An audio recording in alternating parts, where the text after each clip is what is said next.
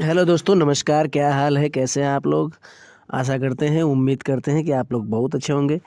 तो दोस्तों, सीटेट का जो एग्ज़ाम है आपका 28 तारीख से स्टार्ट हो गया, अर्थात आज के दिन में स्टार्ट हो गया है।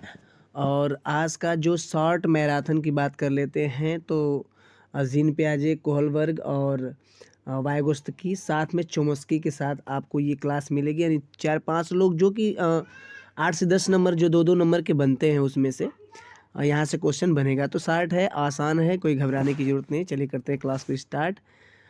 संज्ञानात्मक विकास का सिद्धांत जैसा कि आप जानते हैं कि जीन पियाजे ने दिया था, ठीक है, जो कि स्विट्ज़रलैंड के मनोवैज्ञानिक हैं। और इन्होंने सीटेट से रिलेटिव जो पॉइंट्स दिए, हालांकि कई स्टेट लेवल पर जो टेट होता है उसमें क्वेश्चन पूछा जाता है, लेकिन सीटेट में क्या पूछा जाता है उसको आप ध्यान देंगे।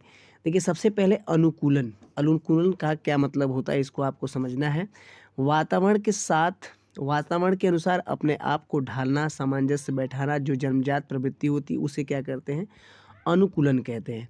आत्म सत्कार किसे कहते हैं? तो मानसिक एवं बौद्धिक संरचना में पूर्व ज्ञान को नए ज्ञान के साथ जोड़ा जाता है। ये पॉइंट आप याद करिएगा, पूर्व ज्ञान को नए ज्ञान के साथ जोड़ा जाता है।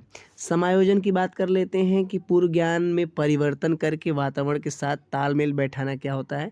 समावेशन कहलाता है। ठीक है, समावेशन को आप याद कर लेंगे तो समावेशन भी बोलते हैं, समायोजन भी बोलते हैं, अर्थात नई जानकारी के अनुभव आधार पर फेरबदल करना। साम्य धारण क्या होता है? तो साम्य धारण जो होता है आप याद कर लेंगे, बच्चे आत्मसातकरण करते हैं, समायोजन के साथ बीच में संतुलन करने का प्रयास करते हैं। संरक्षण का जो है ये टॉपिक इनका दिया हुआ है, वातावरण में परिवर्तन और स्थिरता दोनों को पहचानने और समझने की क्षमता होनी चाहिए, इसको संरक्षण बोलते हैं। आगे देखेंगे स्कीम्स और स्कीमा में कई बार आप लोग परेशान हो जाते हो। तो व्यवहारों के संगठित एवं व्यवस्थित पैटर्न, जो इस स्कीम का व्यवहार मानसिक क्रियाओं से होता है, सिर्फ मानसिक क्रिया। और स्कीमा की बात कर लेते हैं तो स्कीमा में क्या होता है कि मानसिक और शारीरिक दोनों जुड़ गया है। ठीक है, ट्रिक्स के हिसाब से आप समझेंगे, बहुत कुछ ज़्यादा आपको समझ। विकेंद्रीकरण क्या होता है? तो विकेंद्रीकरण मतलब चिंतन पे विचार करने की क्षमता होनी चाहिए। यहाँ पे देखिए, चिंतन जो करते हैं आप लोग उस पर विचार करने की क्षमता होनी चाहिए। जीन पियाजे के 4 जो स्तर हैं उसे आप लोग थोड़ा सा ध्यान से देख लें। क्लास थोड़ा फास्ट कर लेंगे और 10 से 15 मिनट की वीडियो में इसको ख़त्म किया जाएगा। पहली अवस्था जो इनकी है, संवेदी, पेशी एवं इंद्रिय गामक अवस्था। ठीक है, इसको सेंसरी मोटर की अवस्था भी बोलते हैं, जैसा कि आप लोग जानते हो। तो इसको चलिए पढ़ लेते हैं। देखिए, सेंसरी मोटर एवं सहज क्रियाओं की अवस्था भी बोलते हैं इसको। और सबसे बड़ी बात यहाँ पे 2-3 पॉइंट मैं यहाँ पे लिखा हूँ, इसे आप लोग ज़रूर ध्यान देंगे।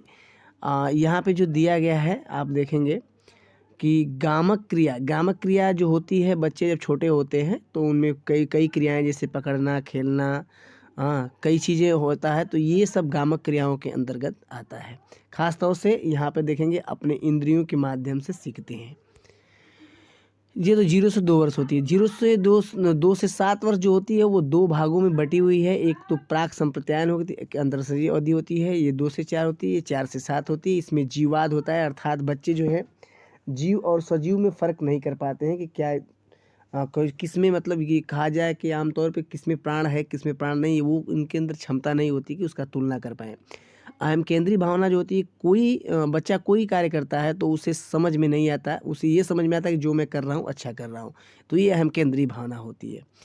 अब पलटावी गुण का मतलब क्या होता है? किसी संख्या का आप गुणा भाग देते हो ना तो वो लगा लेगा, लेकिन उस संख्या को अगर उलट देते हो तो उसके अंदर वो गुण नहीं होता।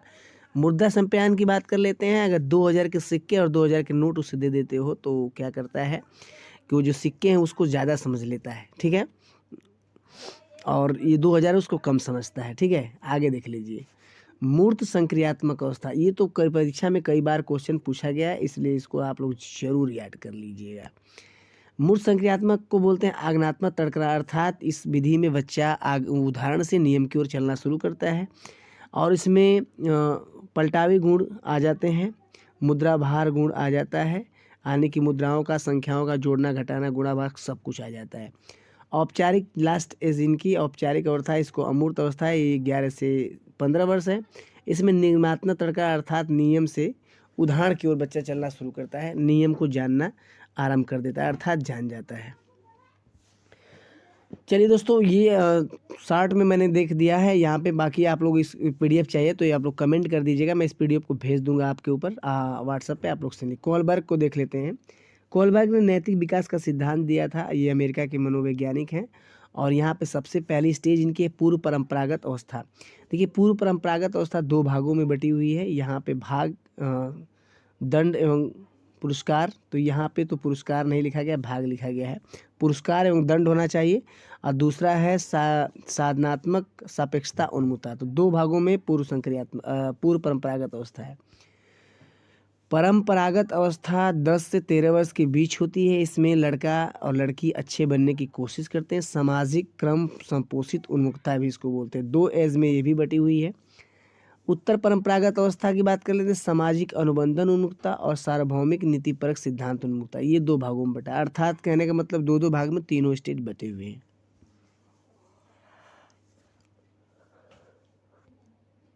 आगे देख लेते हैं इनकी कुछ ट्रिकें हैं कि भाई पहले से क्या ट्रिक बन सकती है। तो देखिए पुरस्कार और दंड पूछा जाएगा तो पहले वाला में आएगा भय और डर भी पहले वाले में, बड़ों का दबाव पहले वाले, आज्ञाकारी पहले में, अहंकार की अवस्था ये भी पहली वाली अवस्था में है। ट्रिक्स है।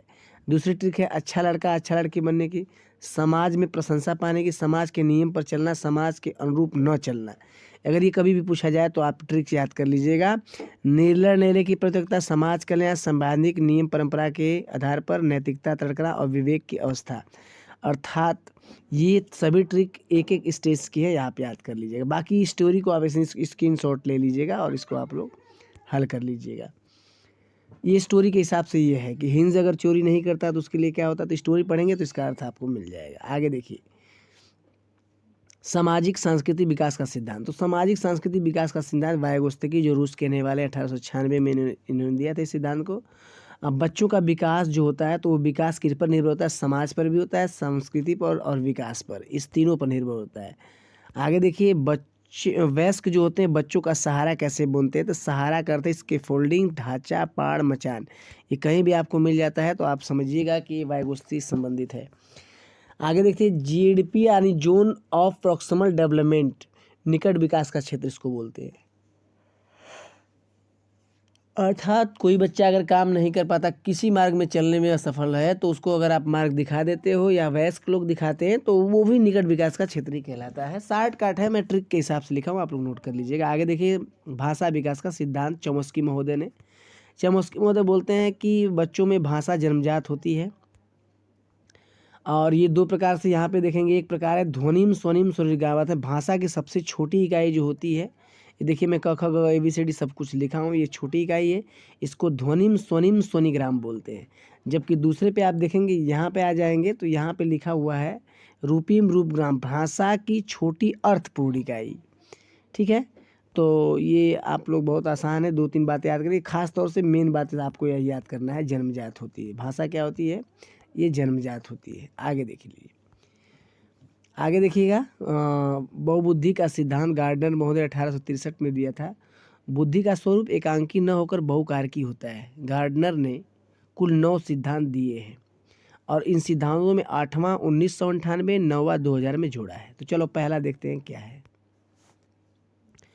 भाषाई बुद्धि का सिद्धांत अगर बात करते हैं तो भाषाई बुद्धि वाक्य में शब्दों की बौद्धिक क्षमता, शब्दावली पहचानने की क्षमता होनी चाहिए, जैसे कवि लोग होते हैं और लेखक लोग होते हैं। ठीक है, आगे देखिए तार्किक गणितीय बुद्धि, इसमें तर्क करने की क्षमता होनी चाहिए, गणित के सवाल फास्ट लगाने की क्षमता होनी चाहिए, अर्थात गणित के आप क्या होना चाहिए, विद्वान होना चाहिए।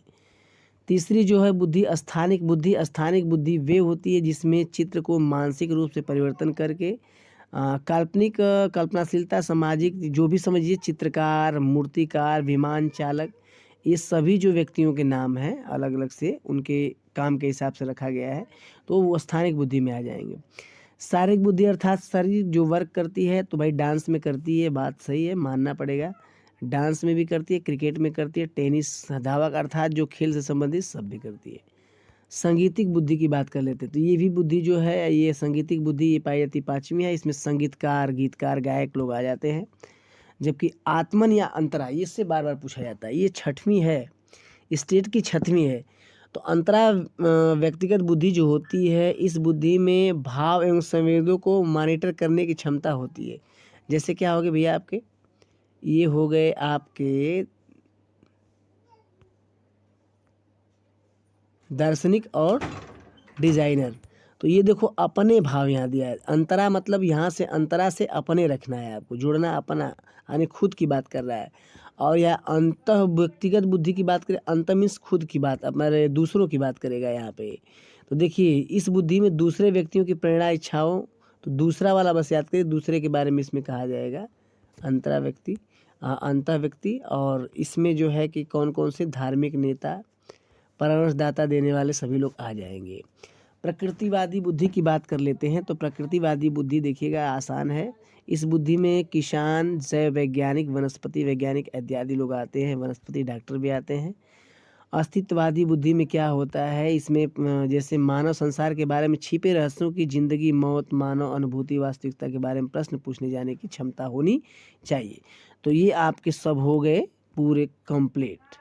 तो ये बहुत छोटा सा मैराथन के तौर पे क्लास था। बाकी आपको चाहिएगा तो आप लोग ज़रूर, इस पीडीएफ को चाहिए तो आप लोग कमेंट करिएगा, मैं कोशिश करूँगा कि आपको दे दूँगा।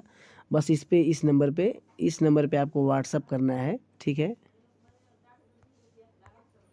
इस नंबर पे आपको व्हाट्सअप करना है और मैं इस पीडीएफ को भेज दूँगा, और इसमें से 10 नंबर आपके पूछे जाएंगे, ठीक है। आज के लिए इतना, अगली वीडियो मिलते हैं, तब तक के लिए धन्यवाद।